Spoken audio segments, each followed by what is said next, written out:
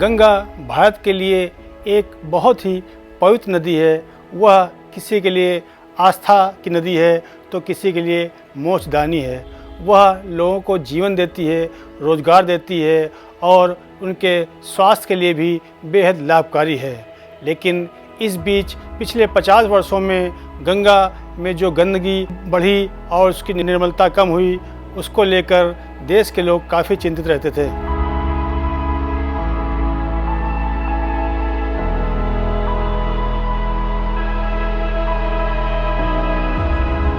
आज हम आपके सामने जिस विषय को प्रस्तुत करने जा रहे हैं, वह विषय इस देश के लिए आज से नहीं अतीत से बेहद महत्वपूर्ण विषय रहा है। जी हाँ, हम बात कर रहे हैं पवित्र नदी गंगा के बारे में। गंगा नदी का इतिहास आदिकाल से चला रहा है। इसकी निर्मलता के बारे में कई कवियों ने बहुत ही व्यापक वर्णन किया है। गंगा देश के लिए मोक्षदानी रही है, यहाँ तक कि उसके तट पर बसे लोगों को उसने जीवन दिया है, रोज़गार दिया है। इसकी महत्ता को कभी नकारा नहीं जा सकता है। लेकिन ये दुर्भाग्य का विषय है कि जैसे जैसे देश ने विकास किया, कल कारखाने लगे, गंगा का स्तर गिरता गया, उसकी निर्मलता कहीं गुम होती गई। पिछले 50 वर्षों में गंगा नदी में नालों, सीवरों और उद्योगों के केमिकल युक्त कचरों के मिला देने से वह मैली होती गई, जिसे लेकर कई आंदोलन हुए, कई सरकारी प्रयास हुए, पर गंगा साफ, स्वच्छ और निर्मल नहीं हो सकी। इन्हीं आंदोलनों के दबाव में विभिन्न कानून बने, जिनमें गंगा की सफाई के बड़े बड़े दावे किए गए थे। 1988 में गठित गंगा एक्शन प्लान की शुरुआत भी इसी दबाव का एक हिस्सा थी।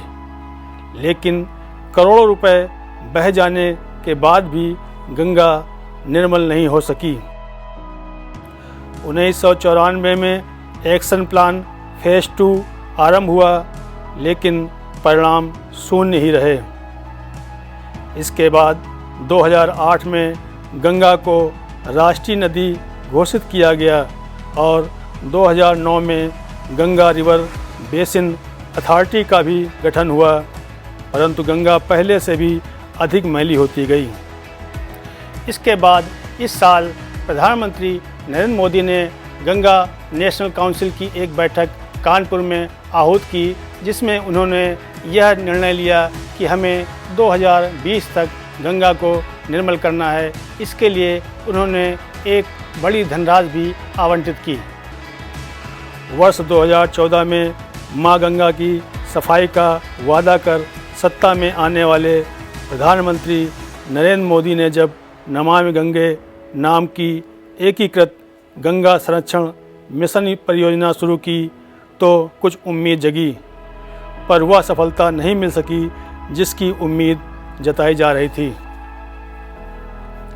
इसके बाद इस साल प्रधानमंत्री नरेंद्र मोदी ने कानपुर में नेशनल गंगा काउंसिल की पहली बैठक में हिस्सा लिया और गंगा की सफाई के लिए वर्ष 2020 की समय सीमा तय करते हुए 20,000 करोड़ रुपए खर्च करने का वादा किया। लेकिन इसके पहले ही पूरी दुनिया में डर और दहशत का दूसरा नाम बने कोरोना वायरस के कारण देश में लगे लॉकडाउन ने जहां लोगों और सरकारों के लिए तमाम चुनौतियां खड़ी कर दी हैं, वहीं मोक्षदानी गंगा नदी के लिए ये दौर वरदान साबित हो रहा है। लॉकडाउन की वजह से इन दिनों कल कारखाने बंद हैं। गंगा के घाटों पर श्रद्धालुओं की आवाजाही भी ठप हो गई है। घाटों पर ना गंदगी फैल रही है और ना ही गंगा में टैनरियों का गंदा पानी गिर रहा है।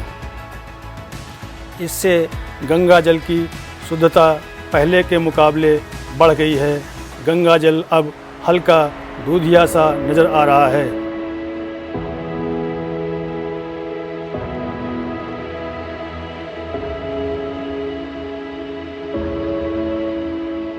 देश के प्रमुख तीर्थ हरिद्वार और ऋषिकेश में गंगा जल अब पीने योग्य हो गया है।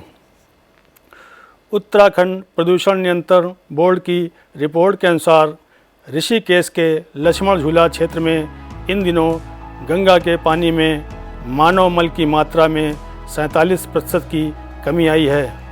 ऐसे ही ऋषिकेश में बैराज से आगे यह कमी 46% की है, जबकि हरिद्वार में बिंदु घाट के पास 25% और हर की पैड़ी पर 34% कमी दर्ज की गई है। लॉकडाउन के दौरान हर की पैड़ी पर गंगा का पानी क्लास ए स्तर का हो चुका है। वैज्ञानिकों का मानना है कि गंगा जल में घुले डिज़ॉल्व्ड सॉलिड की मात्रा में 500% की कमी दर्ज की गई है।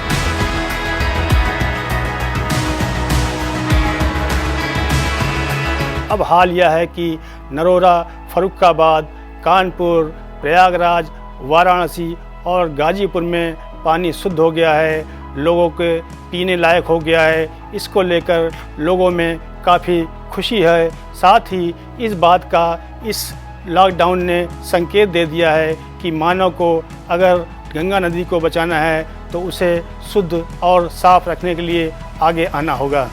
न्यूज़ ट्रैक के लिए मैं श्रीधर अग्निहोत्री।